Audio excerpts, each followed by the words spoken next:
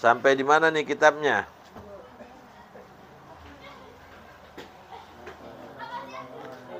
Wa qala sallallahu alaihi wasallam ma min abdin. Itu ya? Yaqulu. Bismillahirrahmanirrahim. Wa qala sallallahu alaihi wasallam ma min abdin yaqulu la ilaha illallah Muhammadur Rasulullah illa qala Allah ta'ala sadaqa abdi anallahu la ilaha illa ana ashhadukum ya malaikati qad ghafartu lahu ma taqaddama min dhanbihi wa ma ta'akhkhar wa qala sallallahu alaihi wasallam man qala la ilaha illallah khalisan mukhlasan. Di situ mukhlisan ya. Mukhlisan. Dakhalal jannah. Ya, dah sampai situ aja dah, 2 aja. Waktunya mepet. Bab kalau udah azan Isya, yang ngaji matanya udah kayak bocah disabunin. Matanya udah sono kemari, sono kemari. Ibu-ibu jamaah sekalian, para remaja, kita lanjutkan masih tentang fadilah keutamaan membaca kalimat la ilaha illallah. Wa qala sallallahu alaihi wasallam, dan telah bersabda Nabi sallallahu alaihi wasallam, ma min abdin yaqulu la ilaha illallah Muhammadur Rasulullah. Tidaklah dari seorang hamba ia mengatakan atau mengucapkan kalimat la ilaha illallah Muhammadur Rasulullah illa qala Allah Ta'ala, kecuali Allah Ta'ala firmankan sadaqa abdi, kata Allah Ta'ala, telah benar hambaku, anallahu la ilaha illa ana, ya, sesungguhnya aku, kata Allah, tiada Tuhan, anallah, aku Allah, kata Allah Ta'ala, tiada Tuhan selain aku, kata Allah. Ashhadukum ya malaikati, aku persaksikan kepada engkau wahai malaikatku, qad ghafartu lahu ma taqaddama min dzambihi wa ma ta'akhkhar. Sungguh aku telah ampuni bagi orang yang membaca la ilaha illallah Muhammadur Rasulullah ma taqaddama min dzambihi wa ma ta'akhkhar. Apa dosa yang telah lalu dan apa dosa yang akan datang. Jadi Allah ampuni tuh bagi orang yang mengucap la ilaha illallah Muhammadur ay minas saghair, yaitu dari dosa-dosa kecil. Ya, kalau dosa besar taubat kita mesti kepada Allah. Kalau berkaitan dengan manusia kita minta maaf. Karena ada hablum minallah, ada hablum minannas. Hadis yang berikutnya, wa qala sallallahu alaihi wasallam, dan telah bersabda Nabi sallallahu alaihi wasallam, man qala la ilaha illallah, barang siapa yang mengucapkan kalimat la ilaha illallah khalisan, yakni secara ikhlas, ay minar riya'i mathalan, maksudnya itu seumpama dia riya, tapi dia ngucapin ini semata-mata karena Allah, ikhlas, mukhlasan, bahkan mukhlisan, bahkan terbebas minal manhiyat, dari perkara-perkara yang diharamkan. Dakhalal jannah, pasti ia masuk surga. Di sini diterangkan ay ma'as-sabiqinah, yakni bersama orang-orang yang terdahulu.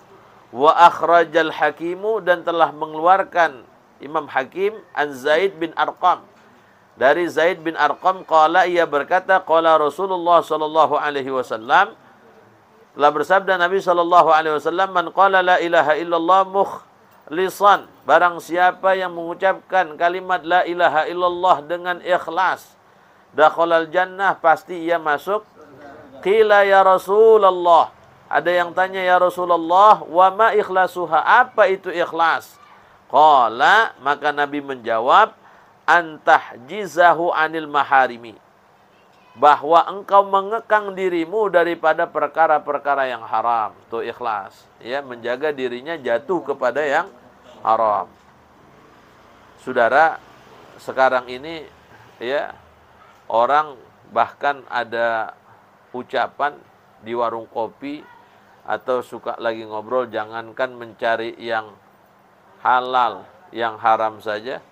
Nauzubillah, kalau dia sudah punya keinginan tuh atau punya prasangka bahwa mencari yang halal itu susah. Padahal saudara, setiap manusia yang hidup di permukaan bumi ini sudah Allah kasih rezekinya masing-masing.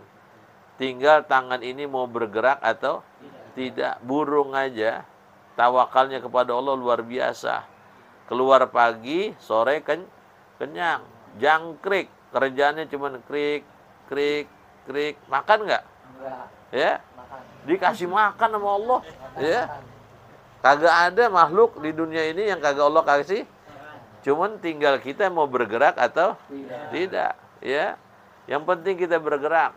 Dan jangan tidur di pagi hari. Yurisul faqra, mewariskan kefakiran. Kecuali memang malamnya habis begadang, ya, di rumah sakit ada saudara yang sakit, itu lain hal. Tapi kalau semata-mata nggak ada hal, malamnya jangan tidur asal bisa pagi. Orang yang tidur pagi mewariskan kefakiran, orang yang tidur ba'da asar mewariskan kegilaan. Ya, jadi kalau orang tidur habis asar, coba dah, pengen tahu. Habis asar kita tidur, bangun 5:30 ke depan rumah, tuh udah gelap. Ini 5:30 pagi, 5:30. Begitu nggak? Iya. 3 bulan aja stres tuh dia. Ya. Makanya jangan tidur ba'da asar, jangan tidur juga ba'da subuh pagi, jangan. Ya, jadi ada 2 larangan. Kecuali memang kita malamnya begadang, misalnya ada saudara yang sakit, ada saudara yang meninggal, kita ngaji dari malam sampai pagi, lain hal itu. Ya, kan.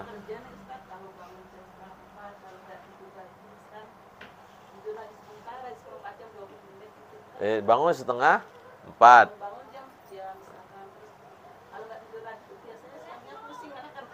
Oh gitu. Ini maksudnya tidur 3:30, 3:30. 3:30 pagi kan bangun. Terus? Paginya itu kalau habis subuh itu kalau nggak tidur lagi, kalau kerja kan nggak bisa tidur siang kalau kerja. Pusing. Tidurnya jam pagi? Iya, jam berapa paginya? Jam 5:30 sampai jam 6 atau jam 6 kurang-kurang. Oh, itu karena satu hal ya, karena kerja juga kan ibadah, nyari nafkah juga ibadah. Maka itu diperbolehkan. Yang dimaksud di sini, dia tidak punya urusan, tidak ada uzur yang membolehkan, maka dia tidur. Bahkan saudara, orang yang kebanyakan tidur juga itu bisa mengeraskan hati. Orang yang suka jalan-jalan, kerjanya pergi piknik, itu qaswatul qulub, bisa ngerasin dia punya hati. Makanya bedanya kita sama Nabi kan begitu. Kalau Nabi dikit tidur, kalau kita dikit-dikit tidur. Nabi makannya dikit, kalau kita dikit-dikit Nabi ngomongnya dikit, kalau kita dikit-dikit ngomong. Jadi bedanya kita sama Nabi dikit. Ya. Subuh hujan, itu jamaah berasa tuh. Yang tadinya 3 saf, 4 saf, begitu hujan tinggal 1 saf. Ya. Kenapa? Emang enakan bungkel. Ngerti gak bungkel? Enakan narik selimut lagi. Makanya Tuhan tahu. Ya, karena subuh itu berat, dikasih sama Tuhan 2 rakaat saja. Jangan banyak. Sebab ada orang ya pulang begadang malam minggu mabuk, tapi dia pengen sholat. Begitu di tengah jalan ketemu Pak Haji. Kata Pak Haji, lu mabuk ya? Agak Pak Haji. Kalau lu kagak mabuk, gua tanya, berapa rakaat subuh? 3 Pak Haji. Nah, lu mabuk nih. Sana pulang. Jangan ke masjid. Di tengah jalan, saudara, dia ketemu kawannya yang mau sholat subuh, bener-bener mau sholat subuh, nggak mabok. Ditanya ketemu di jalan, lah kok ente balik lagi? Suruh pulang sama Pak Haji. Emang apa? Kagak boleh. Emang apa nggak bolehnya? Ya, karena bilang subuh 3 rakaat disuruh pulang. Ya pantes. Subuh mah 2. Loh, gua yang 3 disuruh pulang. Apalagi lu yang 2. Emang 2 sama 3 banyakan mana? Temennya bego juga, pulang aja lagi. Ya. Tuh saudara, karena nggak punya ilmu. Ya, 3 sama 2 banyakan mana? Gua yang 3 aja justru pulang. Apalagi lu yang 2. Ya, saudara tuh. Ya, jadi kalau bisa kita ibadah pakai ilmu. Wallahu a'lam. Fatihah.